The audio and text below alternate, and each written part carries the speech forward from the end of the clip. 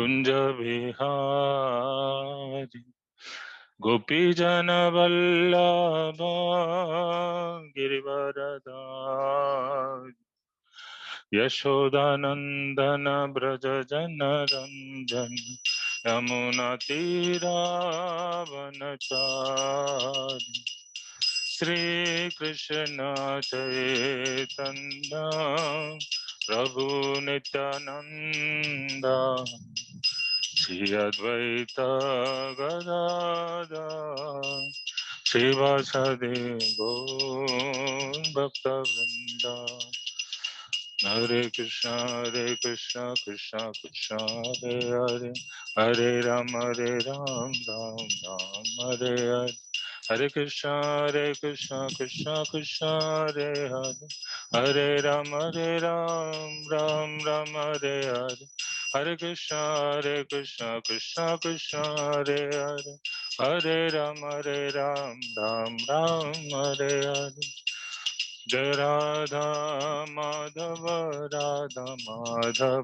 श्री राधे जगन्नाथ जय बलदेवा सुभद्रा जय सुदर्शन जय गोपाल देव गोपाल देव जय गोपाल देव गौरनिताय जय गौरनिताय पतित पावन गौरनिताय जय प्रभुपदा शिल प्रभुपदा भक्तिवेदांत स्वामी प्रभुपदा जय जगद्गुरु शिल प्रभुपदा जय जय श्रीपाद गुरुदेव। जय गुरु महाराज शिल श्रीपाद की जय। जगत गुरु प्रभुपाद की जय। अंतराज श्रीमद् भागवतम की। Continuing Bhagavatam Seva, this is from the Srimad Bhagavatam 8th canto 10th chapter verse number 1 through 6. Om Namo Bhagavate Vasudevaya. Om Namo Bhagavate Vasudevaya. Om Namo Bhagavate Vasudevaya. Narayanam Namaskritya Naram Chaiva Narottamam Devim Saraswatim Vyasam Tato Jayam Mudiraye Nashraprayeshu Abhadreshu Nityam Bhagavata Sevaya Bhagavatir-uttama sloke bhaktir-bhavati naishake bhaktir-bhavati naishake. This is verse number 1. Shri Shuka Vacha Iti Danava Daitya Navindannamritam Nripa Yukta Karmani Yattascha Vasudeva Paranmuka. Translation.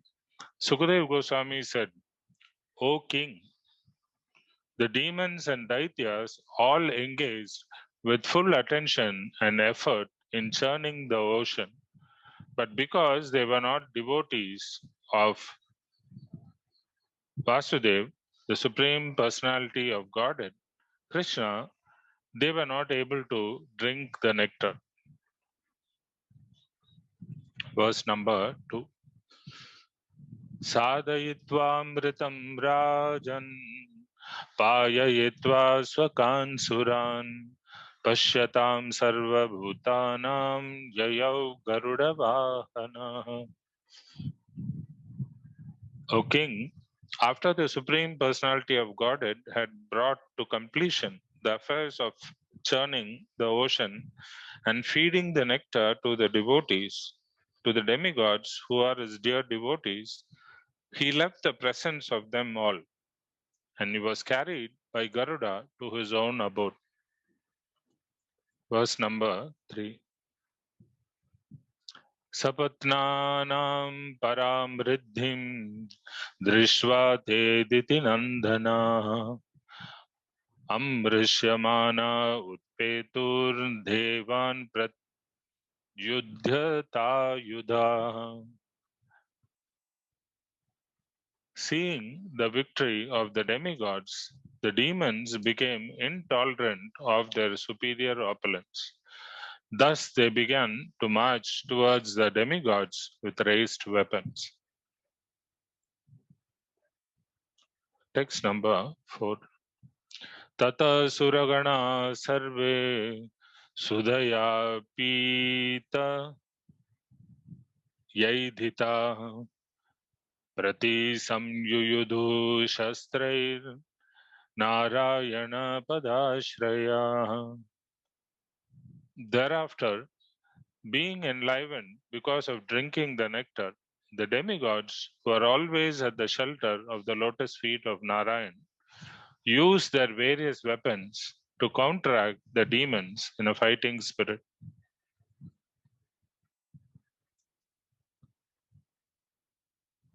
Text number 5. Tatra deva suro nama rana paramadharuna rodasi udhanvato rajams tumulo roma harshana. O king, a fierce battle on the beach of the ocean of milk ensued between the demigods and the demons. The fighting was so terrible that simply hearing about it would make the hair on one's body stand on end. Verse number 6. Tatranyonyam sapatnase samrabdha manasorane samasaya ध्यासिभिर्बाणैः निजघ्नुर्विविधायुधैः. Translation by Srila Prabhupada. Both parties in that fight were extremely angry at heart, and in enmity they beat one another with swords, arrows, and varieties of other weapons. Purport. There are always two kinds of men in this universe, not only on this planet, but also in higher planetary systems. All the kings dominating planets like the sun and moon also have enemies like Rahu. It is because of occasional attacks upon the sun and moon by Rahu that eclipses takes place. The fighting between the demons and demigods is perpetual.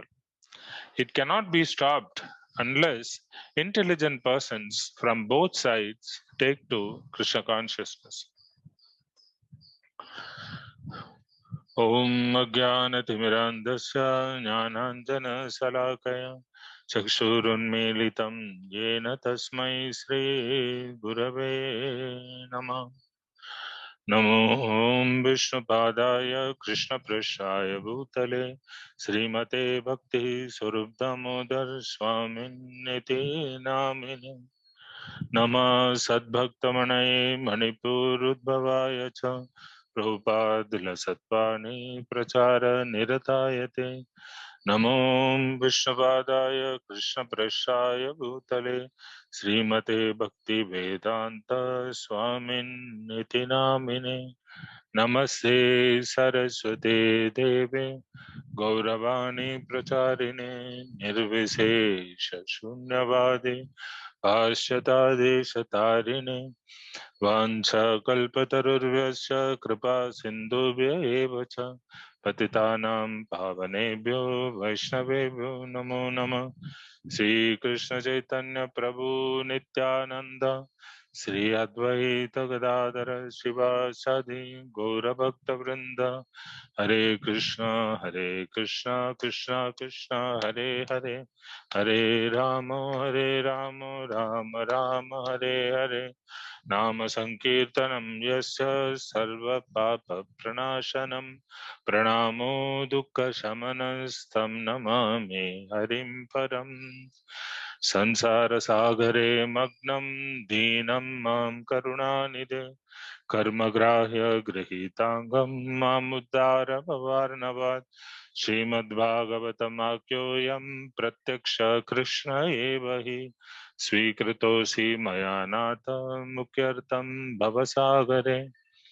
Harirnam Harirnam Harirnam eva kevalam kalau nastiva nastiva nastiva gatiranyata.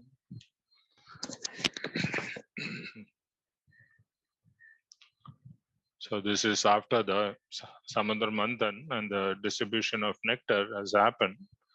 So Shukadev Goswami is continuing the pastime, and he's saying how that all the demons and daityas, the demons are called the demons are the Danavas, and they are born from Danu, one of the wives of Kashyapa.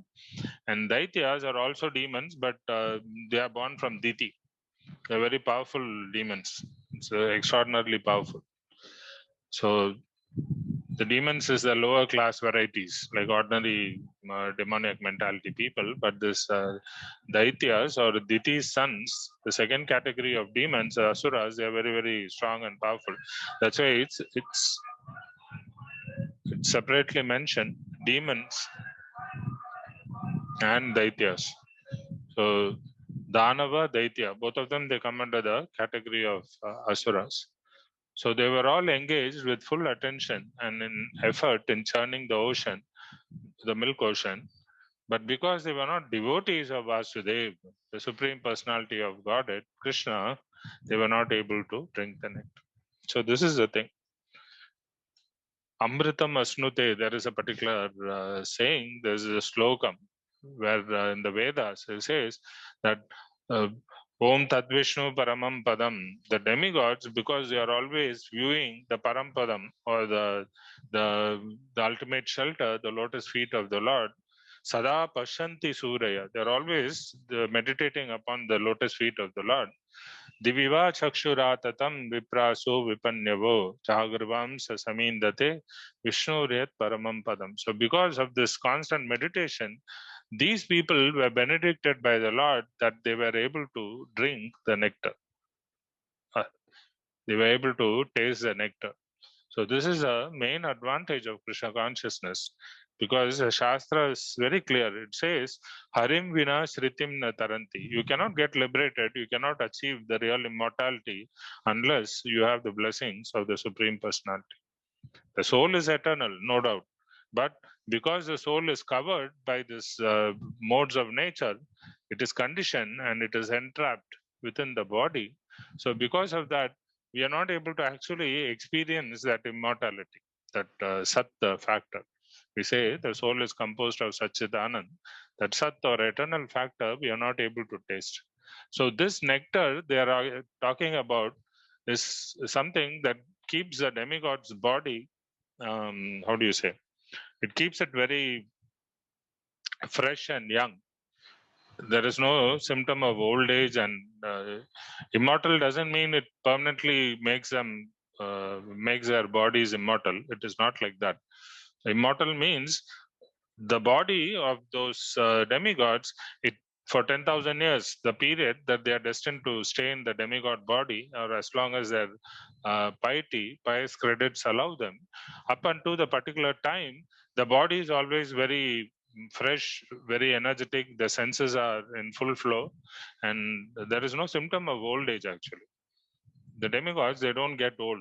They just out of the blue, when the time period is over, when the punya karma, the pious credits are finished, they just fall down from the heavenly planet. Say, Shine Punya Marte Lokam Vishanti. They just fall down. But for those 10,000 years or whatever time period they are staying and enjoying the heavenly opulences, their bodies are fully young and fresh. There's no symptom of old age. There's no symptom of any disease. There's no symptom of any kind of bodily smell, no dirty smells or anything. None of this is there. So this is what that nectar is able to give them, and it gives them full strength actually. Bodily strength also, the senses, it gives them.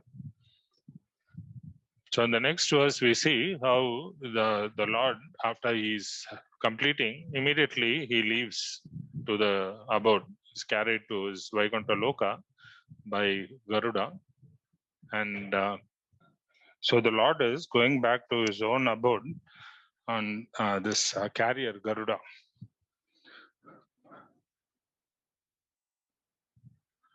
And it is mentioned that these demigods are his dear devotees because they are helping the Lord so much in his service of taking care of all the conditioned souls.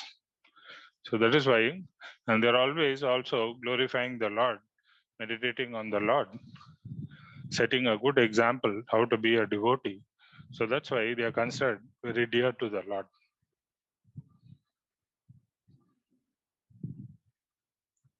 So in the next verse, we see how the demons immediately, after seeing that the demigods have achieved their purpose of drinking the nectar, the demons become fully upset because they didn't get a single drop, except this Rahu and Ketu, these two demons. No, actually, it was one demon who dressed up as a demigod and he was sitting in the line.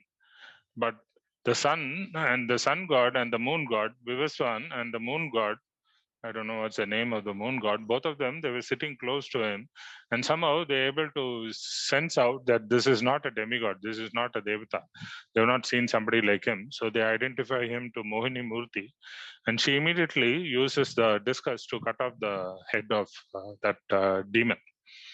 But what happens is because the nectar has touched the mouth, that person, the body becomes enlivened. It cannot be killed literally. So the head portion becomes Rahu, and the body portion, the back part of it becomes Ketu.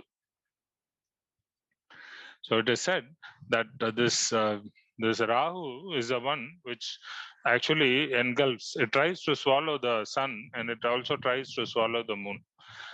And because of that, we get the solar and we get the lunar eclipses. Scientifically, they try to explain it by saying that the sun comes in between not the sun, the earth or the moon come in between the sun and the opposite partner. The sun is there, the earth is there, and moon is there. So if the earth comes between the sun and the moon, then something is caused. There is a lunar eclipse. And on the reverse, if the moon comes between the sun and the earth, then there are solar eclipses or something like that. So these eclipses are explained like this by modern scientific terminology. But actually, it is because of this Rahu who tries to swallow the sun. But as soon as the sun starts to become getting black, immediately all the demigods and everybody, they appeal to the Lord, and the Lord's Sudarshan Chakra, it comes. And as soon as it comes, the Rahu has to flee away from that place because he had very bad experience already. His neck was cut. So he don't want to get any more shattered. So he stops gobbling up the sun or the moon, and he just runs away from that place. So here we see how that these demons, they cannot tolerate the fact that these demigods were able to somehow achieve this immortality and drink all the nectar. So they become very upset and they are protesting against this by raising the weapons, and they want to go and they are planning to attack the demigods.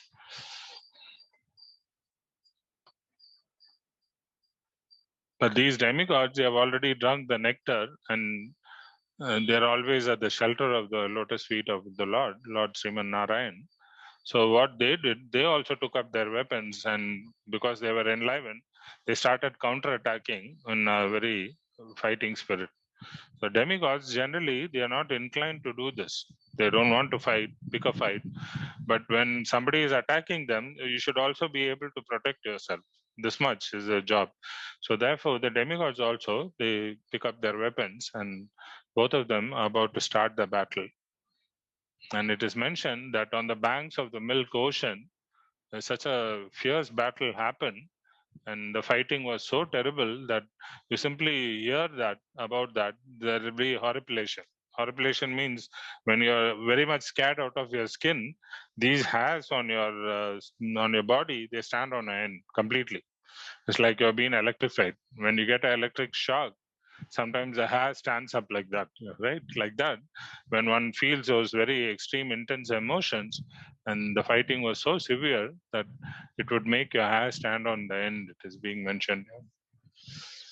The last one, the sixth verse, it is being said that both parties in the fight were extremely angry at heart.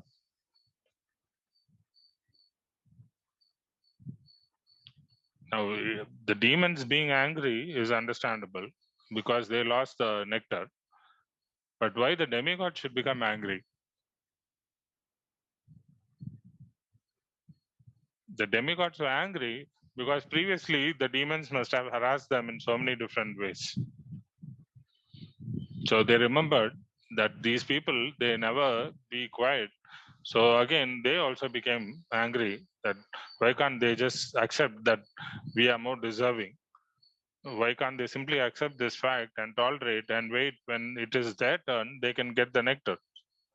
Why don't they think like that? The demigods, they were feeling like this, and they also became upset. Unnecessarily, these people are getting angry at us. It was a Lord who did everything. So they also became angry, and then in enmity, both of them, they're picking up all these different varieties of swords, arrows, and weapons, and they are about to. They already started clashing, and they are showing the display of all the weaponry that they have. So in the purport, Prabhupada is mentioning this. This is the same lines as it is mentioned in the Bhagavad Gita in the 16th chapter. He's saying, "Dau bhuta sargo lokesmin deva asura evacha." There are two category of beings: the deva or the demigod type, and the asura. Even when you generally they match the horoscope. When a person is getting married, when two people are getting married, they match the horoscopes and they see whether the nakshatras also they fall under like this category, either deva, asura, or manusha. There are three varieties there, but deva, asura, because a manusha he can be molded into a deva or he can be molded into a asura. He's like a neutral, open playing field, like a blank slate. But these two main categories are there, Deva, Asura, Evacha. And then Krishna is listing all the qualities of this demigod or the Devic people, as well as the qualities of all the demons. And you see, the divine qualities are little less, but the demoniac qualities, it's like practically half of the thing. Half of the chapter is more and more in detail about the demoniac qualities. So why there is such an elaborate exposition is because this advice is for people who are in the material world. And in the material world, although we like to think ourselves as mini Krishnas or like mini masters, but actually we are servants. And when the servant is going and opposing the original master, his mentality is demoniac because of this conditioned nature, the demoniac mentality. That's why Krishna is elaborately saying, you see, all these qualities are those of the demons, and particularly people in this material world. And Prabhupada is making this point clear that not only on the earthly planet, but also on this planet like the sun and moon, they have enemies. But these enemies are just one or two, not very too many enemies actually. A few rakshasas or very powerful demons, once in a while they crop up and they cause a lot of havoc actually. So we can understand that even in the heavenly planet, that enjoyment is not that enjoyment is like 11,000 years you're fully enjoying or 10,000 years you're fully enjoying. In between, they have all these kind of harassment by different demons, by different enemies. And see how he's mentioning that this attacks upon the sun and moon by Rahu, that eclipses take place. The fighting between the demons and demigods is perpetual. So you cannot avoid this. Material world means is not just a struggle for existence or a struggle for survival, but because of the opposing mentalities, the consciousness is not the same. So they don't have a central point where to relate to each other. So because of this fighting is always perpetual. And Prabhupada is mentioning in the fine line, it cannot be in the last line, it cannot be stopped unless intelligent persons from both sides take to Krishna consciousness. Buddhi rasya balam tasya. Buddhi rasya. the one who has intelligence, balam tasya, that person is really powerful. And this example is given, Pasha Simha Madonmata Shashakena Nipattita. There's a story, I don't know if you have heard, Panchatantra or somewhere it comes. There is this very powerful lion in a forest. So naturally, the lion is the king of the jungle and he has to eat. So he would just randomly go and attack so many animals and kill them just for the sake of fun. He would eat only one or two, but then he would kill so many animals like that. So all the animals in the forest, they got a meeting. They held a meeting together, and then they approached the tiger, the lion, and they told him, "We will give you one animal per day. So you please be satisfied and don't kill the other animals unnecessarily. You spare us." So the lion agreed. You're just going to sit there, and the animal is going to come to you, and you're going to eat. So he didn't have to hunt and everything. So he was thinking, yeah, this is a nice proposal. I agree to that. So these animals, all the group, they would make a lottery system and they would pick who would be the one to go and meet this lion and to become the food of the lion. So one day it came to the turn of a hare, one small hare. Hare is like a rabbit, but with longer ears. So this rabbit, what it does actually is that it doesn't go on time. It's supposed to be there morning, early morning by 8, 9 o'clock, breakfast time. But this rabbit doesn't go on time. It takes its own sweet time. And the evening, when the lion is like furiously hungry, it goes very slowly. It goes trembling in fear. It goes and it approaches the den of the lion. So the lion is roaring. He's so very upset. And when he sees this small little rabbit, he becomes even more upset. You're hardly a mouthful. Why did you take so long to come? So then this rabbit, a very clever rabbit, very intelligent rabbit, what he does is that he goes and he says, "Oh sir, oh king, oh lion king, we wanted to come to you very early in the morning, even before the time, breakfast time, because we are very small. We understood that, so we wanted to come little early. But on the way, we saw that there was another very powerful lion, and because of that, somehow we took us such a long time to escape from that lion and to come to you. So please forgive me."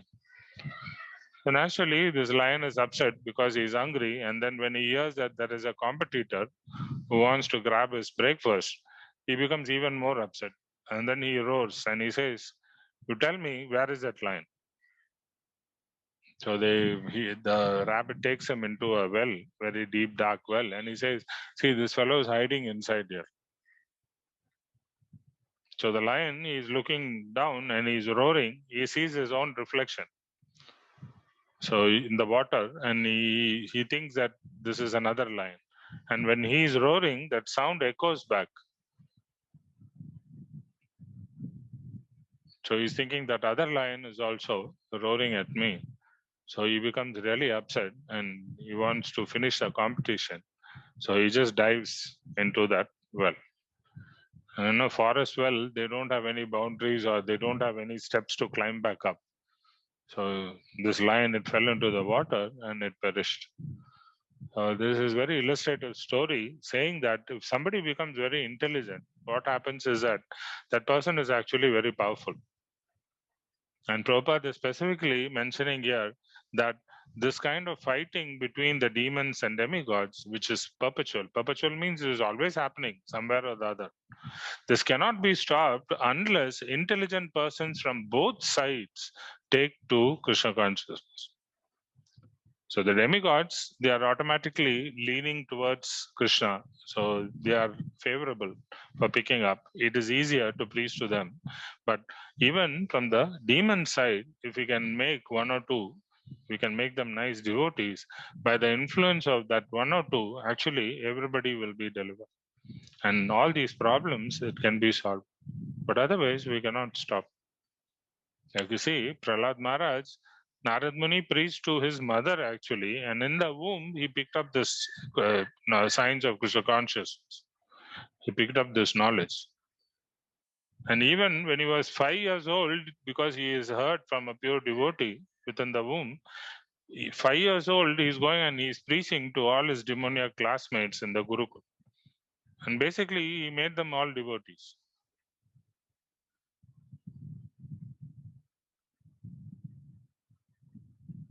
So somebody, if they become a devotee of the Lord, then there is a central point, there is a central focus. So that's why, at least in a devotee's life, this preaching is very, very important. So you may not be a very high class devotee, but what little experience or realization you have, one should always go and preach that message to others. People are just waiting to be to become devotees. Actually, there is only one thing lacking in this material world, that is this lack of Krishna consciousness. So when that aspect, by preaching and by book distribution and by any means, if somebody is able to even convert one person, you don't know how much miracles that person can do. So that's why Prabhupada is making this very clear, that from both sides, from both the sides, intelligent persons must take to Krishna consciousness, because unless you are intelligent, you will not accept this. A real intelligent person, he will understand my knowledge, my powers, everything is limited, and I'm gaining all this from some particular source. So he will try to find out this absolute source. Where is the original source of all this energy, this life force, this everything that I'm experiencing? Where is it coming from? This is Brahma Jigyasa. So unless one comes to that platform of Krishna consciousness to understand the absolute truth by some means, one is really not intelligent actually, because he's dealing with temporary things of the material world, and that is not a very wise thing. It's not a very wise thing. So you're dealing with something permanent, you're dealing with Krishna, then your life becomes very successful. But otherwise, you will face all this opposition, and everywhere there will always be some fight. So I think I'll stop here.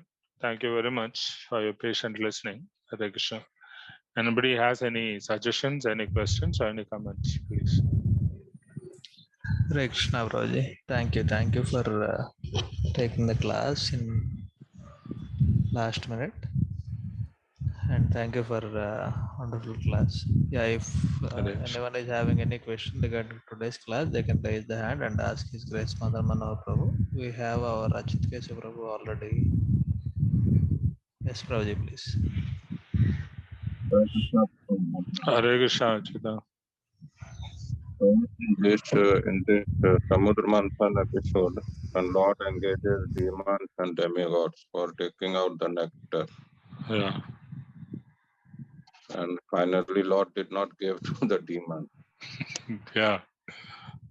So then why demons were engaged? Because ultimately it will end up in fighting again. Yeah.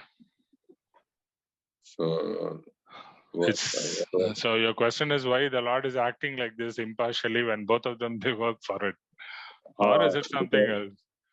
no, this is why demons were engaged if they were not supposed to get the nectar. If demigods would have done it, so No, the anyway, demigods would have done it. The demons would have come and they would have created some problems, no, while they were engaged. That possibility is also there. Both of them are enemies, even otherwise. So when they see that these demigods alone are churning the milk ocean, then probably they would have come and disrupted that, thinking that, how is that these people are doing this? There should be some reason behind that. Tangadate, no?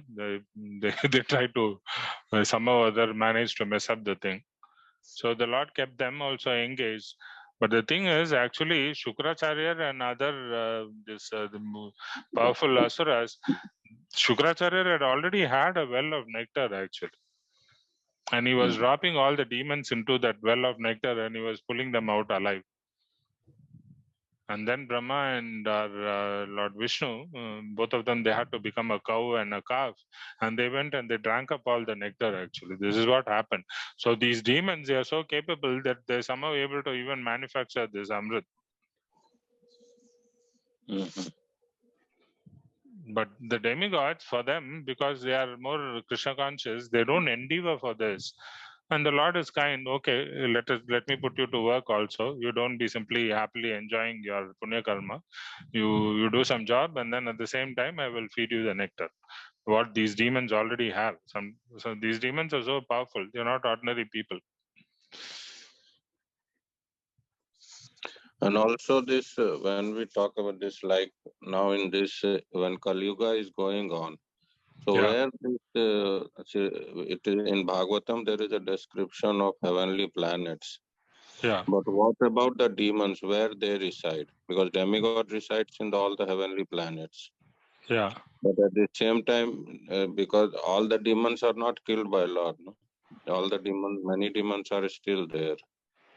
No. So, See, when you're thinking demons, it's not like they have long teeth and coppery hair and like that. People whose mentality is averse to Krishna consciousness are also considered demons. But there are powerful demons also, the kind that they can shake up the whole world simply by their walking.